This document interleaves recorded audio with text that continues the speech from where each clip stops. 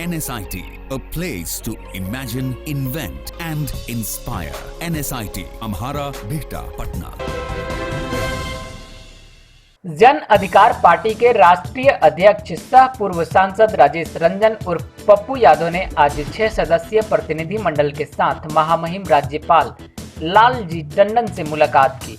इस दौरान पप्पू यादव ने उन्हें ज्ञापन के माध्यम से चमकी, बुखार व लू से सैकड़ों लोगों एवं मासूम बच्चों की मौत में स्वास्थ्य विभाग की लापरवाही, जागरूकता अभियान में कमी, आधारभूत संरचना के साथ साथ डॉक्टरों, नर्सों और दवाइयों में कमी, इलाज में कोताही और राज्य व केंद्र सरकार की नीयत और नीतियों में कमी की ओर ध्यान आकृष्ट कराया और जिम्मेदार लोगों पर कार्रवाई करने का आग्रह किया है। प्रतिनिधि मंडल में पप्पू यादव के साथ राष्ट्रीय उपाध्यक्ष रघुपति सिंह, राष्ट्रीय प्रधान महासचिव एजाज अहमद, राष्ट्रीय अध्यक्ष पूर्व मंत्री अखलाक अहमद, राष्ट्रीय महासचिव सह प्रवक्ता प्रेमचंद सिंह, राघवेंद्र सिंह कुशवाहा और राष्ट्रीय महासचिव राजेश रंजन उर्फ पप्पू यादव शामिल थे।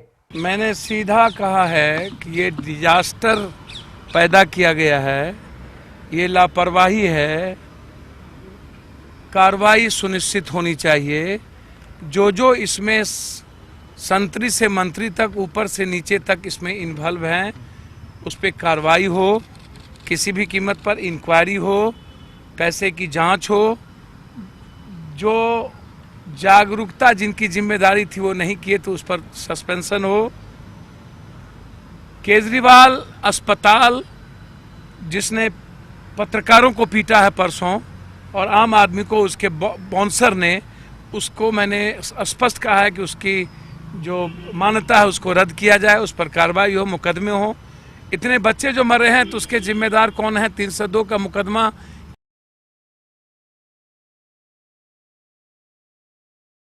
2019 तक, आज तक सत्ता पक्ष विपक्ष क्यों सोई हुई थी और सबकी सरकार थी।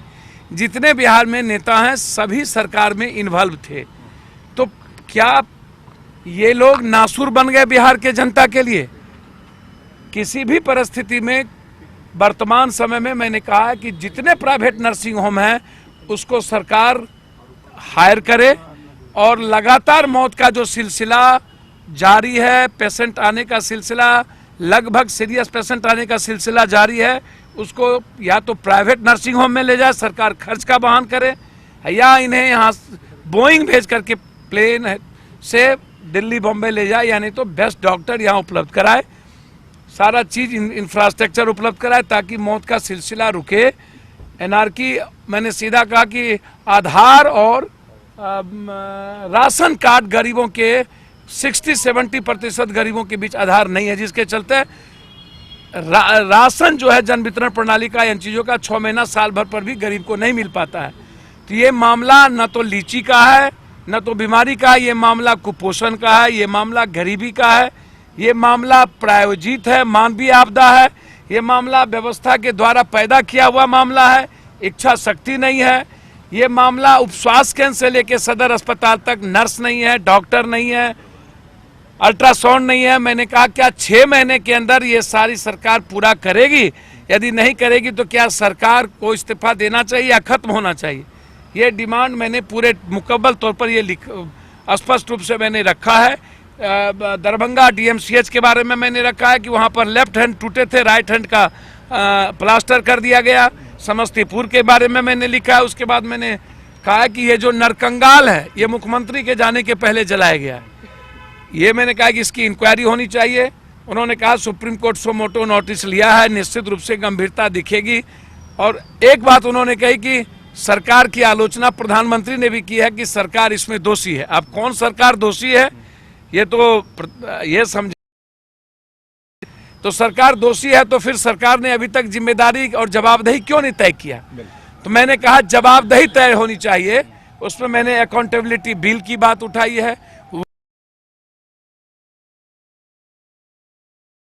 ये मैंने स्पष्ट रूप से कहा है कि वन नेशन इलेक्शन से पहले one nation one health accountability bill 9,000 crore रुपया का खर्च क्यों नहीं हुआ, उसकी जिम्मेदारी किसकी थी? ये जवाबदेही कब होगा? क्या अगले बार से लोग नहीं मरेंगे? इस पर मैंने सवाल उठाया। दूसरा, मैंने पानी पर 23 जिलों में पानी नहीं है वो मैंने मेमोरेंडम दिए, उसके भी हैं। और लॉ एंड ऑर्डर पर मैंने सवाल खड़ा किया है कि कब तक मौत का सौदा, कभी सीतामढ़ी में कल मार दिया गया, अभी 47 से बिहट में भूंस दिया गया, 2 बच्चियों का बलात्कार हुआ सीतामढ़ी में, 7 लोगों ने गैंग रेप किया, वीडियो वायरल किया गया। खौफ और डर नाम की चीजें खत्म हो गई है कंप्लीट रूप से। बिहार में अपराधी और माफिया पदाधिकारियों और नेताओं का नेक्सस है, सभी लोग। इस दौरान करीब 1 घंटे तक चली मुलाकात के बाद महामहिम राज्यपाल लालजी टंडन ने उक्त मामलों में जाप के प्रतिनिधियों को उचित कार्रवाई का आश्वासन दिया और कहा कि प्रधानमंत्री और माननीय सर्वोच्च न्यायालय ने भी इस मामले पर गंभीरता दिखाई है। रिपोर्ट आ जाने पर हम इस पर संज्ञान लेंगे। इससे पहले पप्पू यादव ने कहा कि मुजफ्फरपुर, वैशाली समेत राज्य के विभिन्न जिलों में पिछले 10 सालों में चमकी बुखार से हजारों मासूमों की जान जाती रही है। बजट सेशन में भी सिर्फ औपचारिकता होती है। 2,03 करोड़ का बजट पेश करते हैं। स्वास्थ्य विभाग को 9,000 करोड़ का बजट मिलता है और उसका भी बंदरबाट हो जाता है। शेष है, सभी लोग मस्त हैं। सत्ता पक्ष और विपक्ष लगे हुए हैं वोट और सियासत की राजनीति में। कंप्लीट रूप से राजनीति का नंगा खेल चल रहा है। हमाम ये सब लोग नंगे हैं। सांप और नेवला की लड़ाई, चूहा नूरा कुश्ती की लड़ाई जदयू और बीजेपी के बीच चल रही है। अब बीजेपी और जदयू के बीच की लड़ाई में बिहार की जनता क्यों पीछे? सरकार और विपक्ष यदि खत्म हो गया तो बिहार की जनता कहां जाएगी? इसलिए हमने गवर्नर साहब के यहाँ हम आए थे कि बिहार की जनता को भगवान भरोसे मत छोड़िए, बिहार की जनता को किस्मत और नियति के भरोसे मत छोड़िए। डिजास्टर ये नेता है, डिजास्टर परमात्मा नहीं है। डिजास्टर जो पैदा किया है उसकी जवाबदेही और जिम्मेदारी तय हो, उस पर कार्रवाई हो। मैंने सीधा मांग इस तीनों मुद्दे पर, law and order, Muzaffarpur, Darbhanga, Kejriwal and लगातार जो मौत का सिलसिला नहीं रुक रहा, वो कब रुकेगा, कब गंभीर होंगे, इस पर मैंने, और अकाउंटेबिलिटी पर मैंने सवाल खड़ा किया है। ये मैंने आपको सर, मैं किसी व्यक्तिगत को नहीं जानता हूं। मैं इतना कह सकता हूं कि ये विधानसभा नए सिरे से चुनाव की आवश्यकता है इस बिहार में। लगभग सत्ता पक्ष और विपक्ष मृतप्राय हो चुका है, बिहार के लिए नासूर बन चुके हैं। मानवता, इंसानियत के लिए और 11 करोड़ लोगों के लिए ये लोग खतरे हैं। नए जनादेश की आवश्यकता है। जो हालात हैं बिहार के, विधानसभा में सिवाय राजनीति के क्या कभी सकारात्मक बहस होगी? शुक्रवार को करके आप बंद हो जाएंगे, फिर टीएडीए उठाएंगे और फिर औपचारिकता सिर्फ निभाई जाती है बजट सेशन के रूप में। 2,03,000 करोड़ का बजट पेश करते हैं, ढाक के 3 पात, 9,000 करोड़ रुपया मात्र स्वास्थ्य विभाग पर, वो भी बंदरबाट हो जाता है। तेजस्वी क्यों नहीं सामने आ रहा है सर? भैया ये पूछिएगा उनके पार्टी के प्रवक्ता या परिवार से ना कि क्या खेल क्या चल रहा है, इस कोने से किस कोने कौन कहां गुटर गुटर कर रहे हैं। लालू यादव जी को क्यों राजनीतिक रूप से समाप्त करने की कोशिश की गई इन लोगों के द्वारा? जो एक्सेप्टेबिलिटी थी, जो एक समाज में उस व्यक्ति की अपना रेस्पेक्ट था, उसको भी समाप्त कर दिया। तो विपक्ष के बारे में मैं क्या चर्चा करूं? मैं इतना कह सकता हूं, दया आता है कि इन लोगों ने जातियों को जिस तरीके से इस्तेमाल किया, और आज भी इन लोगों को लगता है कि सेवा या मौत या बिहार या लॉ एंड ऑर्डर या बलात्कार या लगातार हत्या, ये हम राजनीति करके ही संख्या बल जुटा सकते हैं, सोशल इंजीनियरिंग करके। आम आदमी की सेवा विपक्ष और सत्ता पक्ष नहीं करना चाहता है, उसकी आवाज नहीं बनना चाहता है।